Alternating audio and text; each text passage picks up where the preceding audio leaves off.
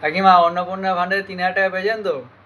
তাহলে যান এবার তৃণমূলের লোকগুলোকে দেখান যে 3,000 টাকা পেয়েছেন।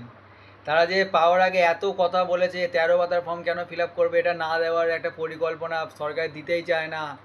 13 পাতার ফর্ম কেন ফিল আপ করবো, কটা ব্যাঙ্ক অ্যাকাউন্ট কেন দেবো, কটা বাড়ি কেন দেবো, ব্যাঙ্ক অ্যাকাউন্ট ডিটেলস কেন দেবো, এগুলোর প্রয়োজন ছিল। আপনাকে বুঝতে হবে এগুলো প্রয়োজন ছিল, যাতে এইসব ভাতায় কোনো রকম দুর্নীতি না হয়। সরকার এটাই চেয়েছিল যে যাদের প্রকৃত প্রয়োজন তারাই যেন ভাতাটা পায়, তারাই যেন আর্থিক সাহায্যটা পায়। এবার আপনি বলুন, কেউ যদি সরকারি কারো বর যদি সরকারি চাকরি করে বা সেই মহিলা যদি সরকারি চাকরি করে, তার কি এই ভাতাটা প্রয়োজন আছে? কেন কোনো ব্যক্তি বা কোনো মহিলা যদি কোনো বেসরকারি কোম্পানিতে প্রায় 1,00,000 টাকা বা 1,00,000 টাকা বেশি বেতন পায়, তার কি এই ভাতাটা দরকার আছে? কেউ যদি ইনকাম ট্যাক্স ফাইল করে, বছরে তার 12,00,000 টাকা বেশি ইনকাম, বা সে ব্যবসা করে যাই করছে, যে আইটি ফাইল ভরে ট্যাক্স দেয়, তার কি এইটা দরকার আছে? দরকার তো নেই।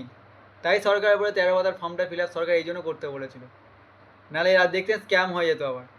যেমন 5 বছরের তৃণমূল সরকার 27,000 কোটি টাকা বাংলাদেশ থেকে যে লক্ষ্মী ভাণ্ডার নামে দিয়ে দিয়েছে। আর লক্ষ্মী ভাণ্ডার অনেক স্ক্যাম আপনারা খবরের টিভিতে দেখতে পাচ্ছেন।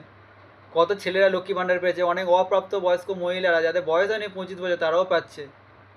ভোট ব্যাংকের জন্য তৃণমূল যে দেয় আমাদের রাজ্যে যা ক্ষতি করে গেছে, একটা শিক্ষিত প্রজন্মই যা ভালো করে জানবে, ভালো করে বুঝতে পারবে।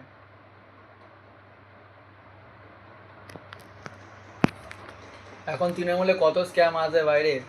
একজন দেখলাম 8টা অ্যাকাউন্টে লক্ষ্মী ভাণ্ডার পায়, মানে 12,000 টাকা মাসে, তার কোনো মানে তার কোনো কাজ বাজ দরকার নেই।